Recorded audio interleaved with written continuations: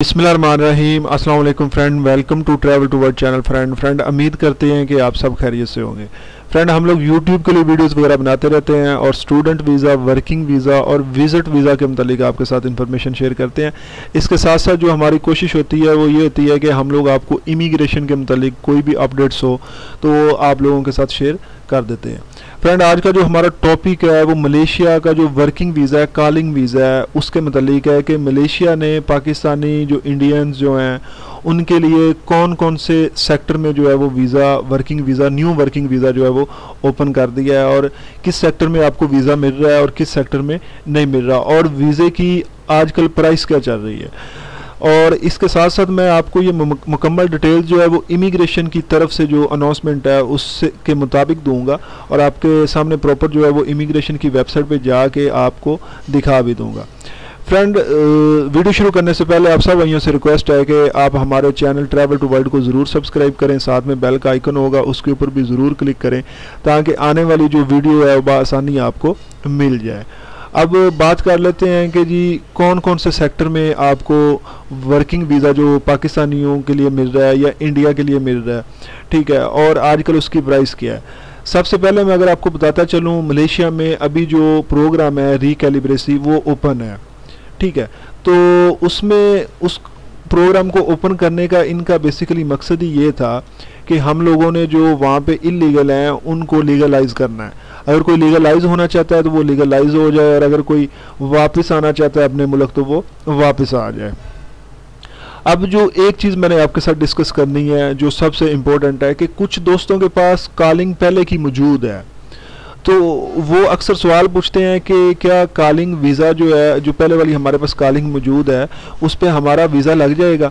तो भाईजान अगर वो कॉलिंग आपकी एक्सपायर नहीं हुई, उसके ऊपर डेट लिखी होगी, अगर वो एक्सपायर नहीं हुई तो आप इस तरह करें कि वही कॉलिंग लेके साथ में अपना मेडिकल वगैरह करवा, आपने क्योंकि पहले ही करवा लिया होगा, तो वो अपने डॉक्यूमेंट सबमिट करवा दें, साथ में कोरोना सर्टिफिकेट लगाएं, वो सबमिट करवा दें पाकिस्तानी एम्बेसी में, आपको उसी कंपनी का उसी कॉलिंग पे वर्किंग वीज़ा मिल जाएगा। अगर वो कॉलिंग आपकी एक्सपायर हो गई है, उसके ऊपर जो डेट है वो एक्सपायर हो गई है, तब भी कोई इशू नहीं है। आपने क्या करना है, आपने प्रॉपर उसी तरीके जाना है जो कि मलेशिया की एम्बेसी है, वहाँ पे जाके आपने उनको अपनी कॉलिंग दिखानी है, ठीक है। वो फिर आपको एक लेटर जारी करेंगे जिसमें ये होगा कि आपकी डेट को बढ़ा दिया जाएगा। डेट जब बढ़ जाएगी तो तब आपने क्या काम करना है कि वही कॉलिंग लेनी है और वही प्रोसीजर है और आप वहाँ पे सबमिट करवाएं। सबमिट करवाने के बाद जो है आप अपना वर्किंग वीज़ा ले सकते हैं, ठीक है। अब कुछ दोस्तों को ये नहीं पता होता वर्किंग वीज़ा आपको मलेशिया में जाके मिलता है, यहाँ से जो आपको वीज़ा मिलता है वो मिलता है आपको एक 3 माह का विज़िट वीज़ा, ठीक है। लेकिन उसमें जो रेफरेंस दिया होता है वो आपकी कॉलिंग का दिया होता है, जिस कंपनी में आप जा रहे होते हैं उसका रेफरेंस दिया होता है, ठीक है। तो जब आप यहाँ से जाते हैं, मलेशिया में आप पहुँच गए हैं, तो वहाँ पे फिर आपका पासपोर्ट जो है वो अगर आपने किसी एजेंट के थ्रू करवाना है तो फिर वो एजेंट आपसे पासपोर्ट लेता है, वो आपका पासपोर्ट सबमिट करवाता है और आपकी वर्किंग वीज़ा जो है वो आपके पासपोर्ट के ऊपर लग जाता है। अगर आपने डायरेक्ट खुद ही किया हुआ है, बॉस जो है आपका, तो वो बॉस आपका पासपोर्ट आपसे रिसीव कर लेता है और आपका वो पासपोर्ट सबमिट करवा के आपसे जो है वो जो उसके चार्जेस वगैरह होते हैं वो पहले ही आपने पे किए होते हैं, तो वो सबमिट करवा के तो आपको वर्किंग वीज़ा मिल जाता होता है, आपके पासपोर्ट के ऊपर स्टिकर लग जाता होता है, ये बकायदा तौर पे स्टिकर लगता होता है। अब आ जाती है मेन चीज़ के जो इमिग्रेशन ने अनाउंसमेंट की हुई है, उसके बाद मैं आपको ये बताऊंगा कि जो पाकिस्तानी जो हैं उनको किस किस सेक्टर में वीज़ा अभी मिल रहा है, अगर आपने लेना हो तो आप ले सकते हैं।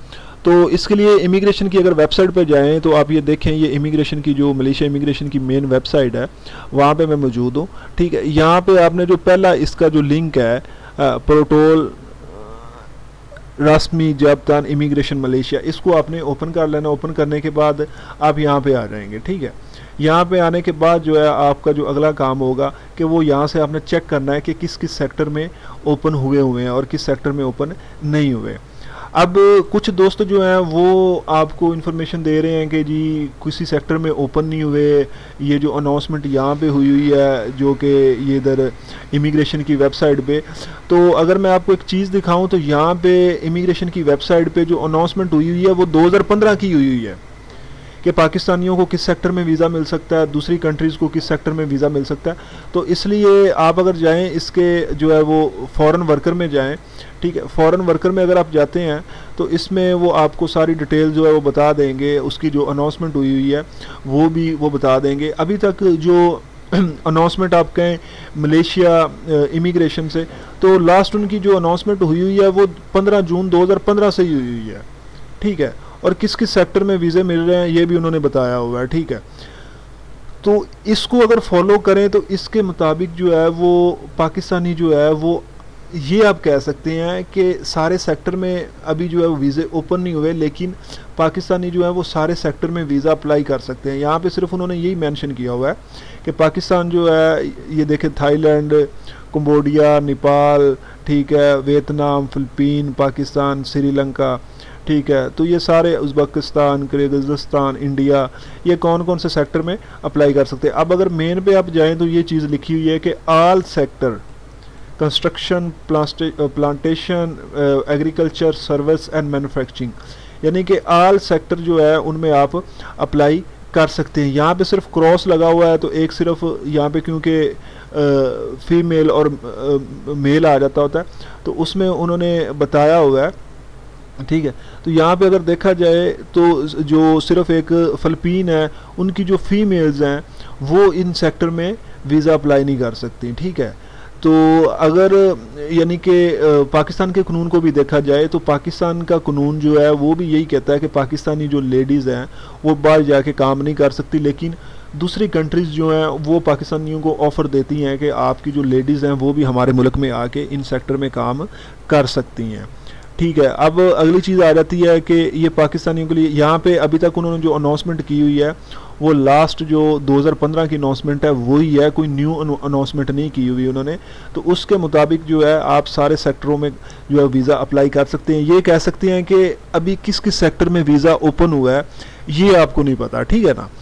अब दूसरी चीज़ आ जाती है इंडिया के मतलब भी उन्होंने बताया कि इंडिया जो है वो इन यानी कि 4 सेक्टरों में जो है वो वीज़ा अप्लाई कर सकता है, ठीक है। कंस्ट्रक्शन है, फिर सर्विस सेक्टर जो है उसमें ये अलग-अलग उन्होंने कैटेगरी बनाई हुई है, एग्रीकल्चर है, फार्मिंग है, ठीक है। इंडोनेशिया जो है वो इनके मतलब कर सकता है, बांग्लादेश जो है वो गवर्नमेंट की जो उनकी गवर्नमेंट की तरफ से होती है प्रॉपर जो है कि इन सेक्टर में हमने अपने बंदे भेजने, ये बांग्लादेश की गवर्नमेंट की तरफ से होता है।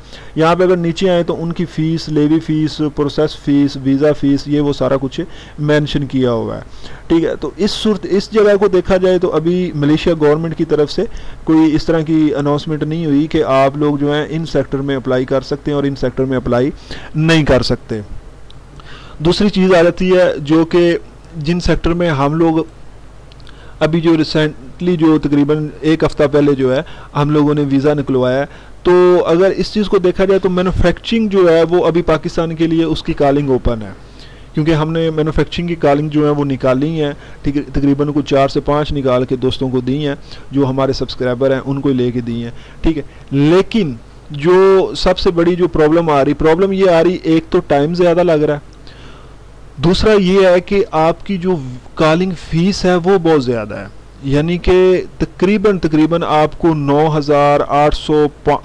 8,500 की जो कॉलिंग है वो मिल रही है 8,500 रिंगट में, 9,000 रिंगट में आपको कॉलिंग किसकी मिल रही है, वो मिल रही है जी इसकी अपना मैन्युफैक्चरिंग की, ठीक है। इसी तरह सर्विस सेक्टर जो है, सर्विस सेक्टर में अभी जो है इन्होंने अगर इस अमाउंट को देखा जाए तो इतने में आपको सर्विस सेक्टर की भी कॉलिंग जो है वो भी नहीं मिलती, वो भी इससे सस्ती मिलती है। यानी कि आम रूटीन में जो कॉलिंग आपको ये मिलती थी इसका जो रेट होता था वो 5500 रिंगट, 6000 रिंगट होता था। सर्विस सेक्टर की कॉलिंग जो थी वो आपको मिलती होती थी तकरीबन 7200 रिंगट में, ठीक है। तो अभी कॉलिंग का रेट ज़्यादा है, लेकिन सिर्फ एक सेक्टर में जो कॉलिंग है वो ओपन हुई है, ठीक है। अगर किसी भाई ने उस सेक्टर में अप्लाई करना हो तो 2 चीज़ें अपने ज़हन में रखनी है आपने, एक तो थोड़ा सा आपने वेट करना है कि टाइम लगेगा, ठीक है। दूसरा ये है कि आप जो वो कहते हैं कॉलिंग का जो रेट है वो भी मैंने आपके साथ शेयर कर दिया है कि वर्किंग वीज़े का रेट क्या है। इसमें सिर्फ कॉलिंग का रेट है, फिर उसके बाद आपकी टिकट आ जाती है,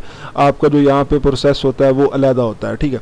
यानी कि अगर आप पाकिस्तानी ज़ुबान में कहें, आम ज़ुबान में कहें तो तकरीबन जो है वही वीज़ा जो आज से 2 साल 3 साल पहले तकरीबन आपको मिल रहा था तकरीबन जो है 3.5 लाख में आपका वीज़ा भी होता था, इसके साथ टिकट भी होती थी, हर एक चीज़ शामिल होती थी, ठीक है। वही वीज़ा अभी जो है वो आपको 5.5 लाख 6 लाख यहाँ तक मिल रहा है। उसमें 2-3 चीज़ें आ जाती हैं, एक तो टिकटें थोड़ी सी महंगी हैं, दूसरा ये है कि पाकिस्तानी करेंसी बड़ी डाउन हुई है। रिंगट इस टाइम अगर आप उसका रेट चेक करें तो तकरीबन 44 रुपये पे रिंगट पहुंचा हुआ है, ठीक है। तो तब जो रिंगट होता था वो 32 रुपये 33 रुपये का होता था, 35 रुपये का होता था। तो ये चीज़ें, दूसरा अभी जो है वो क्या कहते हैं कि प्रॉपर जो है इमिग्रेशन ने उस तरह का काम स्टार्ट नहीं किया जिस तरह कोरोना से पहले होता था। तो उसकी एक वजह और भी है, वो ये है कि क्योंकि अभी रिकैलिब्रेसी प्रोग्राम जो है वो वहाँ पे चल रहा है, जो कि ख़त्म हो जाएगा, ये 30 जून को जो है वो ख़त्म हो जाएगा। तो उम्मीद है आपको आज की हमारी जो वीडियो है उसकी समझ लगी होगी, आपको हमारी वीडियो पसंद आई होगी। फिर आपके साथ मुलाकात होगी एक नई वीडियो में एक नई इन्फॉर्मेशन के साथ। हमें इजाज़त दें। अल्लाह हाफिज़। अस्सलाम वालेकुम।